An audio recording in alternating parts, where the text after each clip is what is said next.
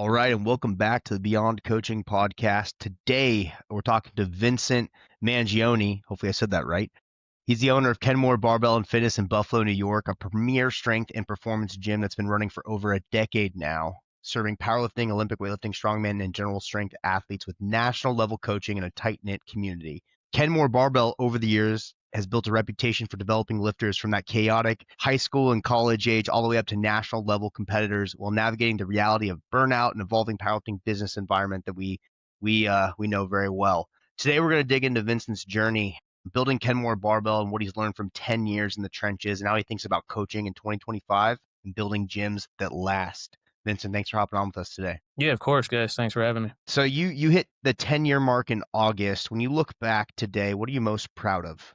I think just getting to 10 years and just sticking with it. Yeah. I certainly didn't expect 10 years of business, especially when everything was kind of up in the air with the pandemic and the shutdown. I know a lot of gyms were affected by that, and I was too, but we were able to pivot and really utilize some resources and make sure we could stick around for the members once things came back around. But yeah, 10 years is a big milestone, especially in the smaller private gym world. I think like the average lifespan's like 2 to 4 years. It's the length of a normal lease. It's like 3 because people just quit after that. So It's true. but I mean, but how yeah, many it's been gyms? fun. I see gyms come and go every 3 years typically, right? It's like if we can outlast them in 10, you've done it. You've probably signed 2 to 3 leases at this point, Yeah, exactly. and you've stayed alive. What surprised you the most about this journey with gym ownership? I mean, there's a few things, but I mean, it is more challenging than I think people realize to maintain a space and continuously, give more to the members and the client base there. And then, of course, just the competition around you. There's been gyms that have opened up around me in the past couple of years, and then when we first opened, there was a few of us that opened up around the same time. So there's been this competition that, it keeps you going, keeps you on your toes. But, gym ownership it's not as easy as people realize. Yeah. Definitely. Do you think there's stuff you started thinking about when you opened it? Like, I'm going to train a lot. I'm going to now I have my playground. I can just work out all day and enjoy it and be in there doing that. Were there things that you kind of had a thought that once it's going, I'm going to be doing this, and then you're totally in a different spot than that now? Yeah, I'd say my training is non-existent at my own gym. So ironically, I have a membership elsewhere because I need to, still train. Things have changed a little bit now with my recent health scare. Powerlifting isn't so much the focus, but, I still need a space to give time to myself. So I do have a membership elsewhere because when I'm at the gym, I'm either doing some work for it or, coaching on the floor, or just talking with members, and, it takes away from my own time training. Yeah, I think that's such a big misconception. And what's hard is I think a lot of us that get into this, it's because we're passionate about the thing. We're passionate about powerlifting, strength training, weightlifting, whatever it is. And then you open the gym and all of a sudden I can't remember the last time I finished a workout start to finish without being interrupted in some way or taking 10 or 20 minutes here, answering a call, picking up some trash, fixing a piece of equipment. And it's you really just have to have love for the game to stay consistent, and it's super difficult. And so I think, it's always a big wake up call when, like what you said, maybe the solve is you have a membership to another gym, get out of there. And most definitely.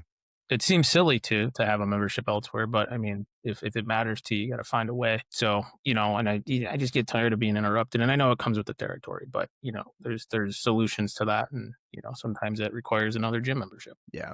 You've seen a lot of success too with powerlifting. You've been, a high level coach. What do you think's led to some of that success in the powerlifting realm? A little bit of luck. It's funny, coaching in general for me wasn't something I necessarily wanted to do, especially when I opened the gym. It's just something I kind of tried out, with a few of the members, and, found that I was good with it, good at it. And it just kind of grew from there organically. And then, things really kind of took off within the last few years, being on the coaching staff for the national teams. Again, little luck, right place, right time. It was the first year Powerlifting America was the affiliate to the IPF. So, still very new, fewer lifters, a little easier to make the teams. Had my own 2 lifters, we were in Istanbul for sub-junior, junior worlds. Still coach them, of course. And then the head coach of the team then still is the head coach now.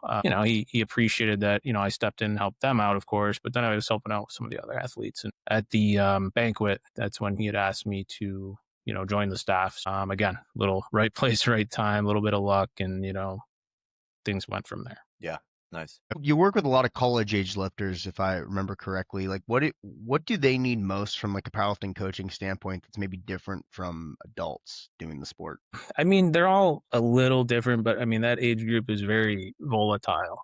They want success like overnight, and some of them do find it, but they haven't grasped and accepted the concept that like that's not going to stay that way forever. So it's just making sure that they're not, at times getting too strong too fast to where they can't recover well, and then they're injured, and then, they want to quit the sport because they can't power lift or squat, the certain number any given day of the week, right? So it's just a little bit more, I won't even say attention to detail. It's just kind of keeping them, I don't even want to say in the pocket either. It's just being there for them, being like more of a, parent figure in a way, and just guiding them along. And like the programming, it doesn't have to be too specific to their needs. They just need to learn the basics of training, how to recover, and they have to decide too, like how important it is to them. If they really want to be great at it, they got to start working on those, finer details a little bit earlier in their career. If they just enjoy it, it is what it is. They don't care how strong they get. They could be a little lax and, do whatever they want, and who cares about recovery, right? But it's just volatile. They want more, but sometimes they're not willing to give everything they need to get there. Yeah. Do you feel like there's a lot of like dealing with powerlifters, especially because it seems like it's so easy to come into powerlifting at a young age, have a ton of great knowledge or a good coach, and really quickly get good. But then the second there's a little adversity, they quit, right? Like you're saying. Do you feel like you're kind of battling that sense that like people come in, they get good, and then they're like looking for the next best thing, and the grass is always greener, and they're like, how do you keep them around so they're not just like, hey, there's a gym down the road, or there's another guy online, or this guy said that, like I'm going to go there and do that because it's like it just seems better. Do you feel like you're combating that? And if you do, like how are you going about that? Yeah, I mean, I've dealt with that, and I think any coach will, unfortunately. Part of that, I think, is just the accessibility people have to other people through the internet, through social media. They see something that, oh, my coach doesn't teach me that, or hasn't mentioned that before, but this one does. So let me go, see what they're all about. I think they're just, some of them are very gullible, right? But the other thing too, I think that they just think, you said the grass is greener, and I mean, it can be. Certainly, like I'm not the best coach. I'm not the coach for everybody. I'm okay admitting that. But I think it just comes down to being, collaborative with the client, listening to what they need, their concerns, their feedback, and doing your best to meet them where they're at and find solutions. And that's something I've, found a lot of success with, is just trying to be a bit more collaborative in my approach.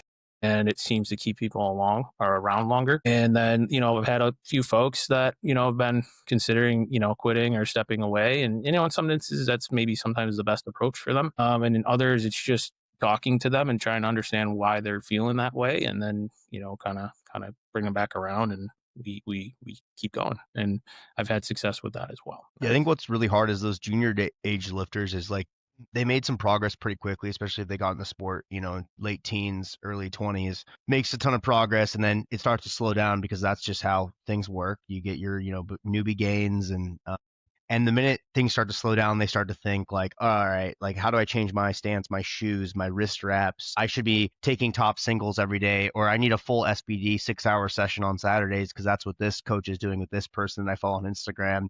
And we can sit there and we can say like, no, you don't need those things, and we can explain it as much as we want, but until they jump ship and go see the grass is not greener, they don't know either. Like I've had clients who hit crazy PR totals, switch coaches because of something like that, and then apologize a year later because they're like, I didn't realize like what we were doing was good. I was just being have you experienced stuff like that? Yeah, I have. And in some situations, I'll say, hey, then let's try what you think might work. And, we'll see where it lands us. And if it goes well, we can continue. If it doesn't, well, then we'll just kind of go back to what has been working, but maybe just at a little bit slower pace. And, for the most part, I've found success with that. And, I think, again, it just comes back to just listening to them and giving them a chance to express how they feel. And then if it seems appropriate, give it a shot. And if it works, it works. If it doesn't, well, then we can always go back to what was working. We just have to accept that, hey, maybe the progress will be a little slower. Yeah. How much, Max, what were you going to say?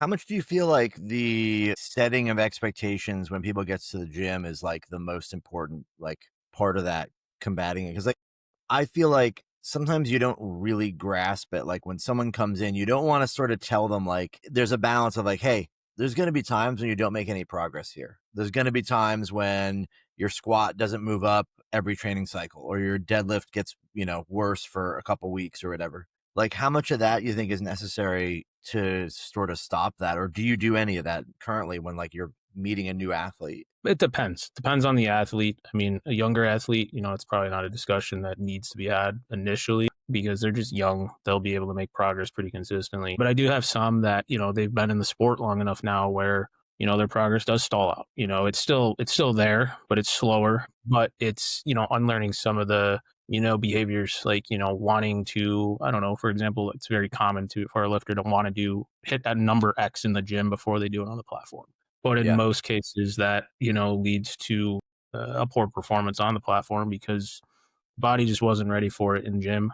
And then, you say you fail it in the gym and then you get to the platform and you're just, you have no confidence in yourself. So those discussions are actually more common now with me and my lifters than, what you propose there. But, it's again, just communication, I think, is the biggest thing. And it's just finding a middle ground because they all want some kind of solution that sometimes I just really can't provide. No coach can, but you find a middle ground and you do your best to keep them on their path. And 9 times out of 10, it works pretty well. Nice. Yeah, it's interesting too from like a business perspective. It's so hard to balance like your demographic if you're coaching like a lot of the, the juniors, sub-juniors, stuff like that. It's like that is the hardest demographic to build a real business on because of the volatility of life. How do you balance being a great coach in that realm while also trying to build the business side with, maybe a more adult clients, Gen Pop, General Fit clients in your area at your gym that really pay the bills, right? Like how do you do that? Well, fortunately, at the gym itself, I do have some coaches that rent space, if you will, and contribute to helping grow the business itself. And then the people I work with aren't strictly just members at the gym. So I have clients, all over the United States and a few overseas and what have you. So the balance is there. And, having coaches at the gym definitely helps to, keep the business going. Coaching money I bring into, I contribute a decent amount to the gym itself, take a little for myself. So it's just, it all works out. Just find good balance. And we got good coaches at the gym with unique backgrounds, a lot of physical therapy backgrounds as well. So they all bring something different to the table in addition to kind of fulfilling that niche that we, market towards. For the weightlifting, the strongman, stuff like that. Nice. Definitely. Where do you see powerlifting, like competitive powerlifting, going? We've had a lot of conversations with a lot of coaches. We had Steve DeNovi on here. We talked a lot about it with federations and stuff. Like, how has it changed over the last few years, and where do you see it headed? I mean, I definitely think it has grown. I mean, I think, anyone that's been in the sport long enough would say it's grown, but I don't know that it's grown in the capacity that some people may think. And I really don't know how much more room there is for growth, outside of just the popularity of it on social media. You've seen more, I guess we could call it higher end meets put on. You got the Sheffield, you have some various SBD meets here locally, like domestically. Advances has gotten into the mix with a nice high production level meet, inviting, big lifters out to raise awareness of the sport and just, help it gain popularity. And there's others within the industry doing a good job at trying to grow it, beyond where it is. But I don't know until someone can really put up a large sum of money to really help it get to the next level that it's going to grow much beyond where it is now. I think it's hard. Like, so in jiu-jitsu, you have ADCC, which is like Abu Dhabi money. that puts on like a big tournament every single year, and every year they lose money, but they spend millions of dollars on production. It's in Vegas and selling tickets and stuff, and they do it. I think they just do it because they have tons of money and they like fighting. And so I kind of see the same issue with powerlifting and weightlifting and some of the strength sports. It's like, until I'd say strongman is probably the easiest, because like the layman's person, the normal person that doesn't lift weights, can understand that a stone is very heavy, and that's a very crazy thing to do. But like the normal person that doesn't train in the barbell sport capacity, they might not sit 8 hours and watch 3 attempts on squat, 3 attempts on bench press, and 3 attempts on deadlift. I mean, deadlift is probably the easiest one to understand and actually like get and feel like that's super impressive. But I always think like this, I don't know, I'm interested, Max, on your take, but I kind of feel like this whole push for like either powerlifting Olympics or like whatever it is, it's such like a hard push, or making money from big productions. I just don't know if that, I feel like we're doing a disservice to the, like what Steve called the class 2 lifter, which is the really good lifter that's maybe not top 1% of 1%.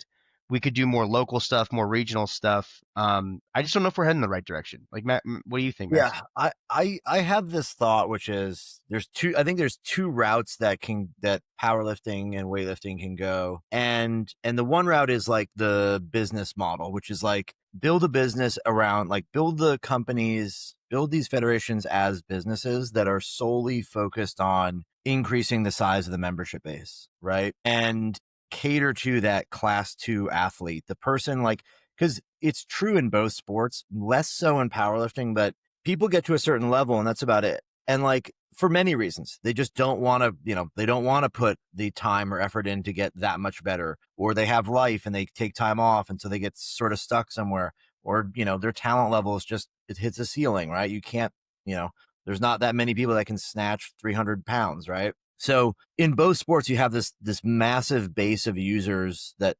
participate, that love the sport, that are both the entirety of the sport, the consumer of the sport, and the funding of the sport. And they are the most, in my opinion, they're the most neglected group of users, of people in the sport, especially on the weightlifting side. All the money that gets funneled in from the IOC is directed at winning medals at the Olympics. And so they neglect everybody else. They give them hey, AO series, American Open series, 2,000 athletes can enter, and everybody is literally at the same session, like same level. Like there was a meet I went to where I coached a guy, and every single person in the session had the same total and the same openers.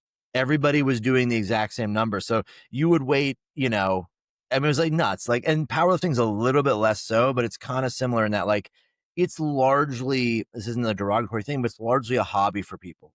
They don't rely on it to support themselves. So they do it because they love it. And you don't see that kind of element being pushed to the top. These meets are not like big festival events with lots of vendors and sponsorship and money and products like CrossFit did. CrossFit got this, and they put so much into letting sponsors and companies come in and make money off of it. And that fostered an entire universe of coaching business, right? Getting to regionals in CrossFit back when it was a thing was a huge deal. And there was a huge industry built up around coaching people to that level. So I think that's one thing that doesn't happen, is you don't get a good sense of like the sport wants to reward and put effort into the class 2 person. There's nothing for them outside of doing another meet, which eventually people just don't care about. It's over, They don't have the ability to be like, hey, my total matters in a team setting for this or for that or for points or who knows what. I think the other side is powerlifting will never be in the Olympics. That dream needs to die permanently. It's never going to happen. There's a 0% chance it happens because it already has weightlifting, and no one wants powerlifting in the Olympics because there's no money in it. Like, the Olympics is looking at itself from the perspective of, can we get more viewers? Like, powerlifting is going to bring in 1 million viewers on the greatest day ever could have. Skateboarding might bring in 10, 20, 50 million, right? Like, they don't care about these sports. Pickleball would have more viewers than powerlifting, right? So it's so low on the totem pole. So I think these sports have to be more self-sufficient in that regard. I do disagree, though, that it's that boring. I think it's just no one's done a great job of presenting the sport in an exciting way, right? If you look at YouTube and watch some YouTube people and you can get behind a person, it doesn't matter what they're doing. I mean, look at the things that people watch, like, Swamp Hunter 5 on, the Swamp Hunter family. Like, no one cares about some family of guys that has no teeth in the middle of the Everglades, like hunting alligators. But they make it interesting because everything is drama and it's exciting. It's like, oh, is Uncle Billy going to get his hand bitten off by this alligator, And so, getting behind the characters is what's important. I don't think any of these sports do a good job of that. F1 is the best example. F1, everyone who watches it now, 10 years ago, would never have been watching F1 racing. And in and of itself, the sport is very boring. It's like the action is in the commentary and the explanation and understanding it. And that takes time and it takes a whole thing to build that up. If we had that kind of moment in these sports, I think you would get so much more viewership if you cared more about the personalities and the characters, right? And it's just like, no one's really dug into that. I think it's the federation's job to do that. I think they need to step up, take the money and put it into the characters, and not like they've done in the past, which is sort of like the really surface level, like, tell us about your struggle and how hard it is. Like, make someone a villain and make someone a good guy and show us that, right? Like, I want to hear somebody like, fighting UFC, right? I mean, how many people? I just popped up the Ronda Rousey Holly Holm fight, and I was like, man, I remember everyone was so amped up for that. And then when she lost, the people that hated her were just like, they were exploding out of their seats, like, this is great. We just don't have that. It's not cultivated. The culture is very supportive, and like, you kind of need some of that combat stuff, some of that, like, I hate Zach Bartel. I'm gonna smash him at his next meet. He's a pussy. His knees are going to blow out in that squat, and I'm going to walk over and destroy him, right? We're not hostile, but like, we need that. I think that's what gets people behind it. People will latch on to anything. You just have to present it the right way. Do you, and Vincent, like, who do you think can grow powerlifting the most? Is it, because like, the way I feel about this, so like, I'm a meet director. I mean, we're USAPL, we direct USAPL meets at the gym, and now there's more gyms doing USAPL meets, so we can't even fill a 2-day meet anymore. We have state championships is like the only way to go to nationals other than, regionals. The problem is with state championships in California, there's no qualifying total. So people who would qualify for nationals can't even make it into the meet because someone took the spot, but it's a requirement. And so it's just like this like backwards thing. Like, it's like a half measure to like try and get more legit. Like, whose responsibility is it, you think? Who can grow the sport? How can we push this in the right direction?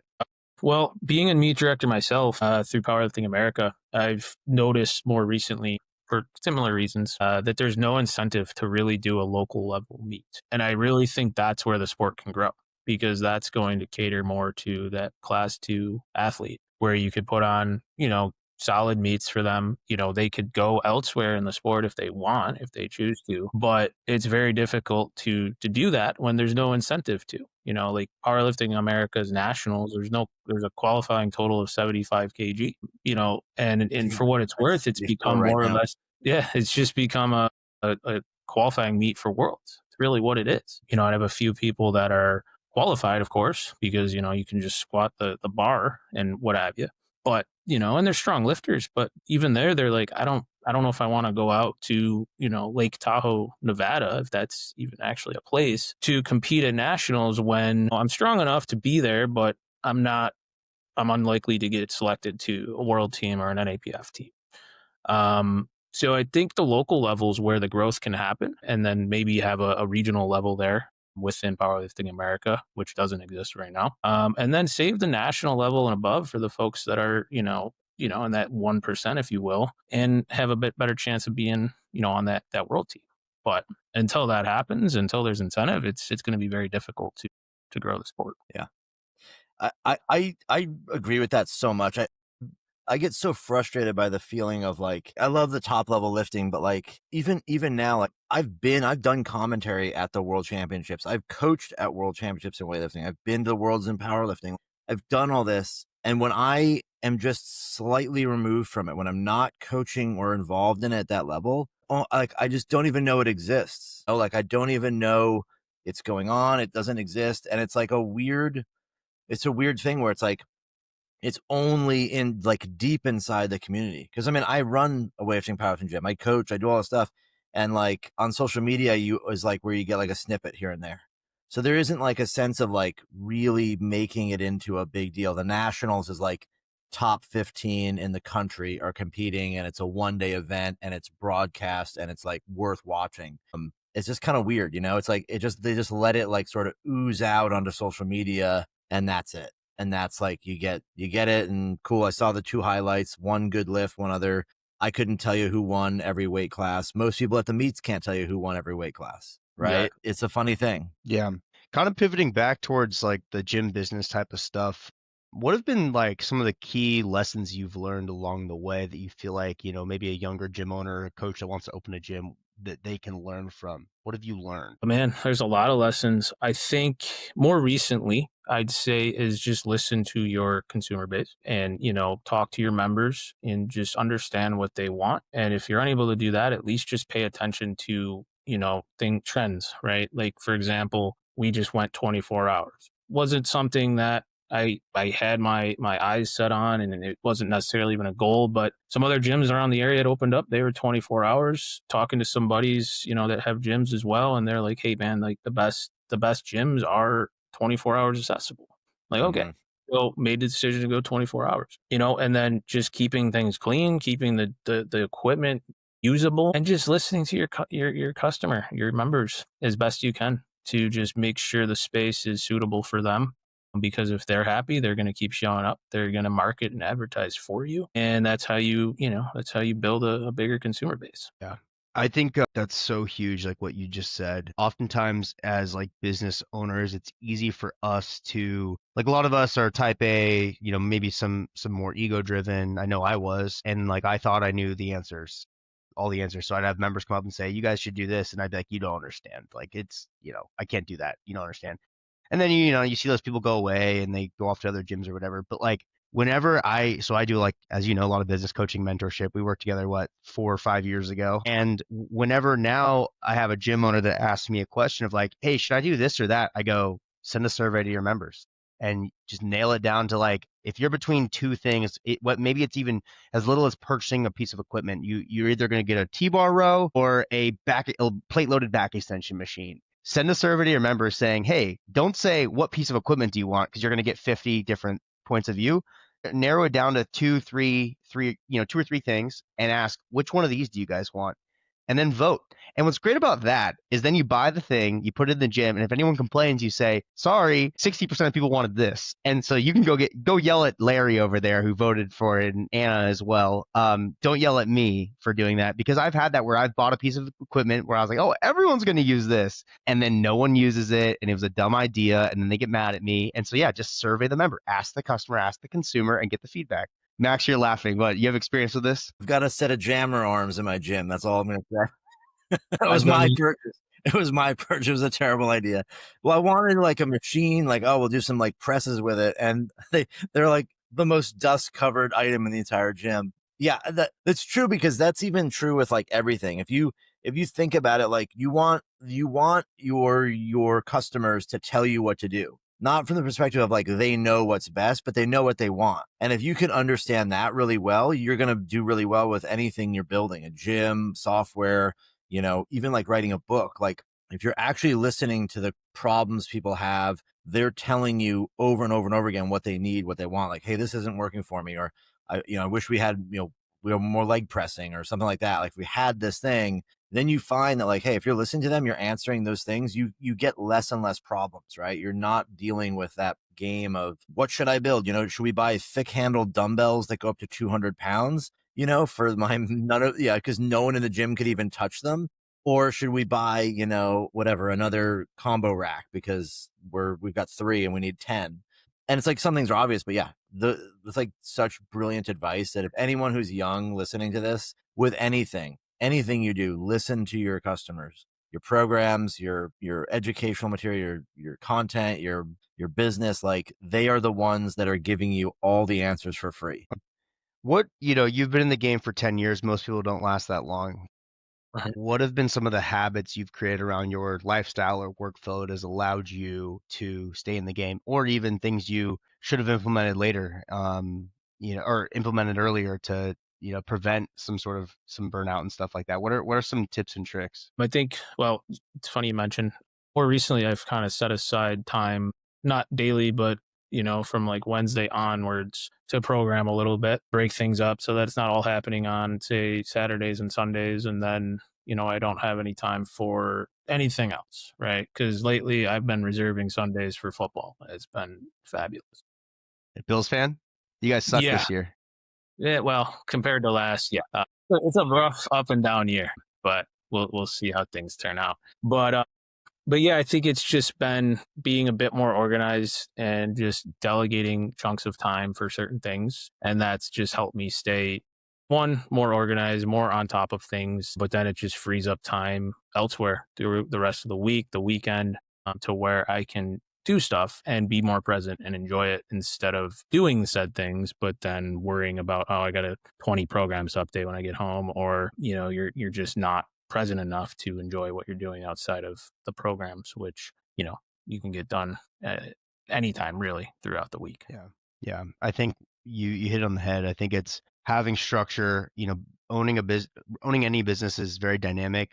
In coaching, it's a job that doesn't end. We don't clock in and clock out. Whereas like if I owned a shop, some sort of like laundry or dry cleaning shop, I open at 9 and I close at 6 and I go home.